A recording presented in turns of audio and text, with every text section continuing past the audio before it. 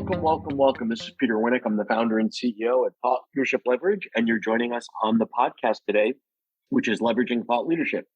Today, my guest from way on the other side of the pond in Vienna, if I recall, is Simon Severino. He is the founder of the Strategy Sprints Method. He's an author. He's a speaker. He's a business advisor. He's an investor. And here he is, spending some time with us today. So welcome aboard, Simon. How are you? Hey, Peter. Hey, everybody. Excited to be here. Yeah. So tell us a little bit about your thought leadership. Your platform is the Strategy Sprints, right? So what is the essence of Strategy Sprints, and how are the different ways that you've put it out into the marketplace? I was missing something when I was running my own business. For 17 years, I was a strategy advisor. And when you are a consultant, you are always the smart person and you think it's easy, right? Right. And then you go, hey, I told you what to do. Why don't you just do it? It's so easy, right? And then I was on the other side, and I was now the business owner asking for advice. And I saw, oh, that's not helpful at all. We need something else. And so out of a big frustration, actually, how to find the right coach, how to find the right blueprint for my business that is not cookie cutter. How do I find a coach that really understands my business, that really understands how much time I have per day, and still helps me move forward faster, moves my team into alignment, and moves us to learn faster than our competitors, and to ship great stuff every week. So I was missing that. And so what entrepreneurs do, when you miss something, you start building it. And I started building it. So I put together my field tools. What was working when I did with BMW the go-to-market strategy for the new car? What was working when I did with Airbus reorganizing their executive team in Paris? What was working when I did with those cool teams their launch of their new product? And so I went through all of these things, put them together into the Sprint University. And that is available on the phone of our clients right now. So now they have something like Spider-Man has. Spider-Man has his friend who is at home, right? He's in action, and he has to kick the left door or the right door. I don't know which one to do. I don't have the time to analyze. Hey, what should I do? And his friend goes, give me a second. I checked all the GPS data, kick the left door. That's what an entrepreneur really needs. I need right now this decision, which is maybe, should I fire this supplier? In 2 hours, I need another decision. Should we enter that market or that market? And so they are very different. And some of them, I just need you 2 minutes. And some others, I just need you 10 minutes. But this is what I need in the moment where I need to decide. And so you call that strategy sprints, though. So you created so one is, as a typical entrepreneur, you created a solution to a problem that you had. And then you said, I'm probably, I'm not that special. Get over it. There's probably other people that are suffering from the same things, and it's worked for me. Now I might as well put it out into the marketplace. Talk a little bit about the various ways that people can consume Strategy Sprints content. You've got the book, you've got advisory. Like, give me a different sense of sort of the productization side and what that looks like and how you came to make some of those decisions. Yeah. So there is a book called Strategy Sprints, and there is one-to-one coaching. That's it. That's all you can consume. And the one-to-one coaching is 90 days, and it's really implementation. So in 90 days, the promise is you will double your revenue. If you're a B2B business and you have a sprint coach for 90 days, you will double your revenue. Okay, now that's a pretty the word I'm looking for. It's a pretty aggressive promise. 90 days to double your revenue, right? That's a pretty bold statement. For us, it's every day's ordinary day. It's Monday. Doubling revenue, it's Monday. Because some of our clients quadrupled. So there is a client in South Carolina, they quadrupled their sales in a sprint. I was quite impressed. But doubling is not so hard. We have 3 strategies, 3 habits, and 3 numbers that, they have worked so many thousands of times. And we have 274 modules ready for them. Blueprints, swipe copies even ready for them to use. So it's not hard to double your revenue. And the thing that really helps, and that's why it's called strategy sprints, is to have both sides. You have the tactical side, the sprint, 7 days, measure, improve, ship with the 274 tools. And you have the strategy side, because a fool with a tool is still a fool. So first we check velocity. Are we going in the right direction at the right pace? That's velocity in the sprint method. So the first thing is the 3 strategies, the 3 habits, and the 3 numbers.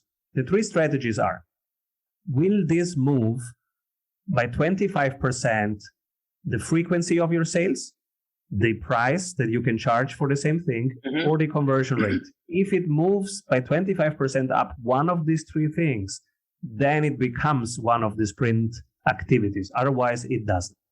Well, so that's the strategy part. How long do you give it to make a determination if it will hit one of those? I mean, you can't just, if you've been in business 20 years, you can't just wake up on one day and say, okay, by tomorrow afternoon at 2:00. Like, what's a good time frame to ascertain whether it'll be price or close rate or whatever the other metric? Well, the decision is right now in 10 minutes. We can do it together. So, Hey, Peter, let's go tomorrow on Clubhouse and have a great time talking about authority. Will it? We can check it right now. I'm sure we would have fun, but would it increase our frequency of our sales by 25%? No.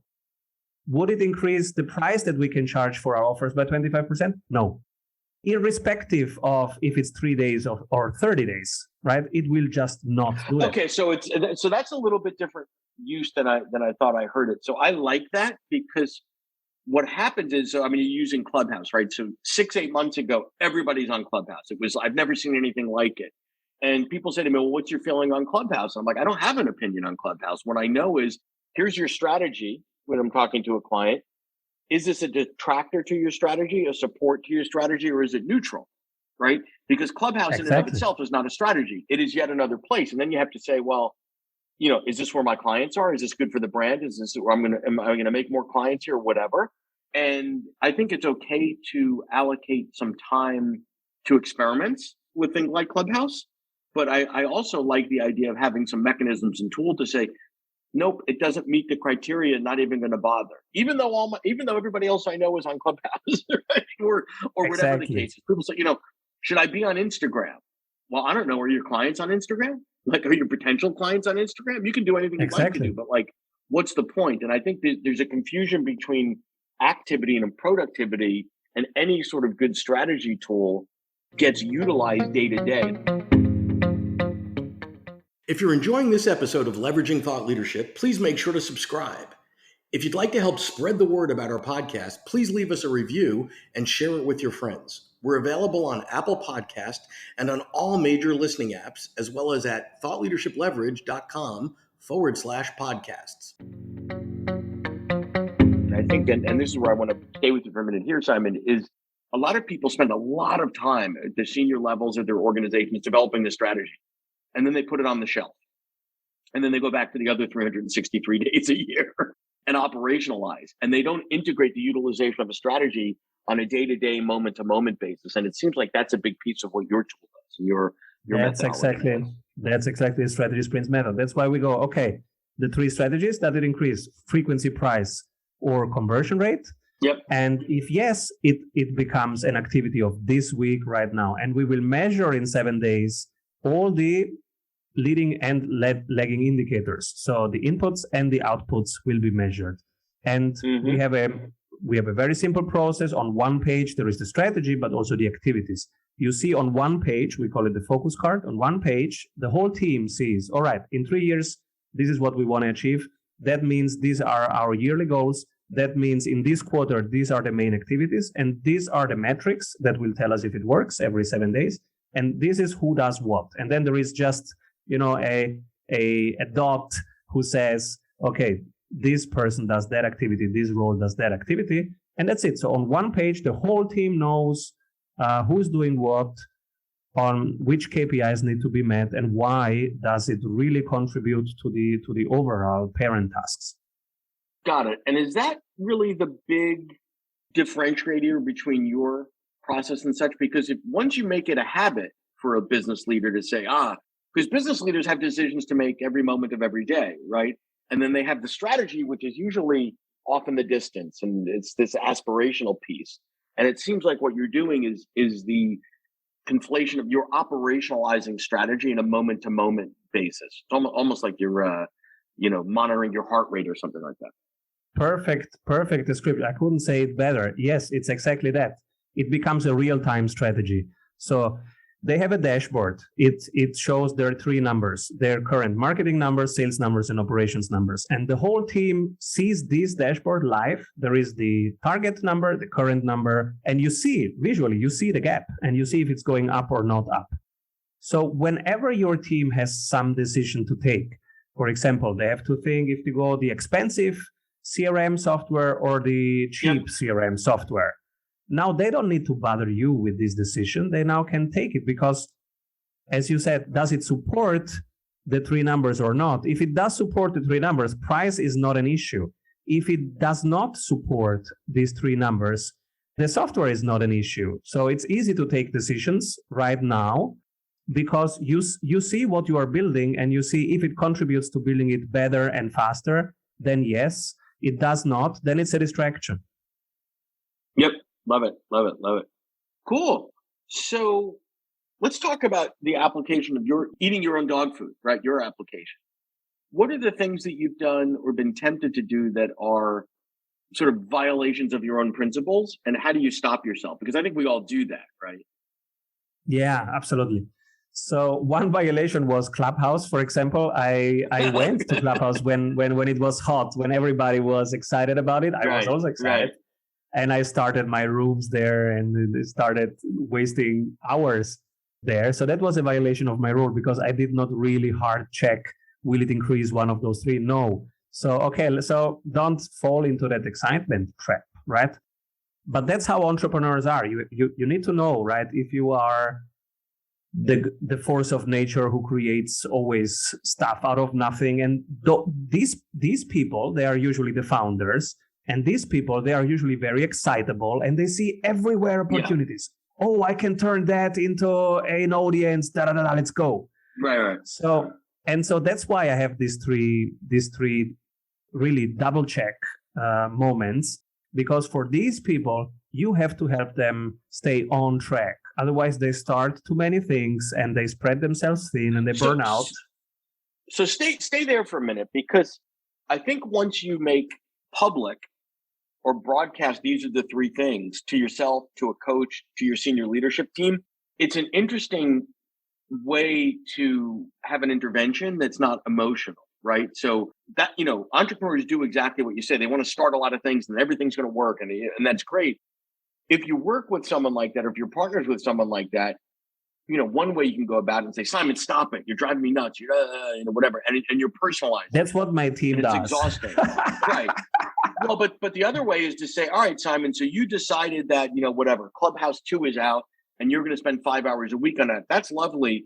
But can you make your case against the three principles that we all agreed to? And you sort of look at it and go, oh, shoot, they're right. Right. And that's a non-accusatory, non-judgmental, way to use the tool. And it gets you as the entrepreneur to a place of going, you know what? Sheila's right. Like, yeah, this does not match anything we said we want to do.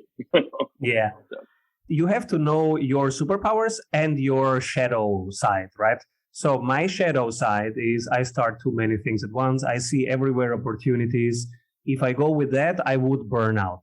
Why did I not burn out so far? Because I always have a team and they know me. And every Friday, our team meeting, it starts with magic moments and then the dashboard. Yep. And then it's letting go. So what do we reduce? What do we cut out of our activities list? And I explicitly ask them, all right, Simon, the crazy guy, has started 18 different things again this week. Help me cut them in half. Which half do we cut? And then we cut one half. And then, because I find them all opportunities, but they have just 24 hours and I want them to have weekends. And so we cut it in half. And then I ask them, can we cut it in half again? And then we try, and sometimes we can cut it in half twice per week, the amount of activities that we have put on our plates. So stay there for a minute, because most entrepreneurs are additive, not reductive. Oh, we can do this and this and this and this. And I think I love what you're saying. Say, okay, great. If you want to add this to the plate, that's fantastic. What are you willing to sacrifice or give up in order to do this? Because basically what you're saying is I've reprioritized our activities, because I can't just add for free, right? Like there's a cost to addition. It has to take away from unless you're adding more money, more resources, more whatever. But if the team is the same size team with the same hours in the week and you're asking them to do more, I love the fact that you're saying, okay, let's get rid of something. And by the way, that's a great thing to do, is say, you know what, that thing that we started 2 years ago that we thought was going to do this, it's not that it's horrible, but this might be a better way because it's sort of right? So when something's a wild success, it's easy to figure out. When something's a wild failure, it's easy to figure out. It's that big bulk of stuff in the middle that needs some analysis to say, no one's going to die if we got rid of this. What can we let go is one of our most important team questions that we ask every Friday. And if you think about it, I used to buy some furniture because it looked great in the shop. And then I bring it home and it doesn't look that good here.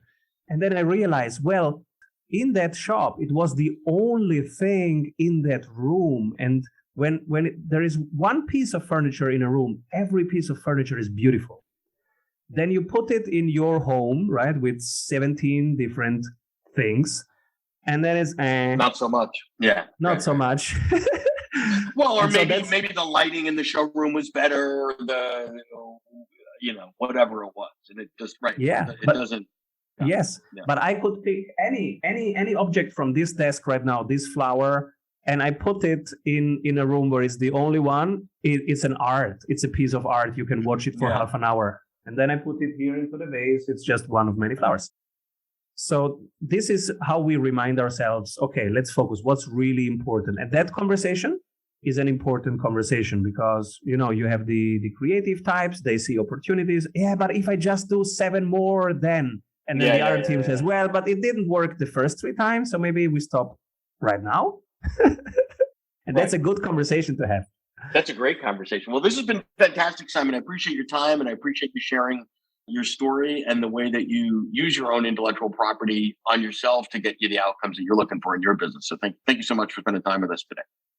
Thank you, Peter. Thank you, everybody. To learn more about Thought Leadership Leverage, please visit our website at thoughtleadershipleverage.com. To reach me directly, feel free to email me at peter@thoughtleadershipleverage.com. And please subscribe to Leveraging Thought Leadership on iTunes or your favorite podcast app to get your weekly episode automatically.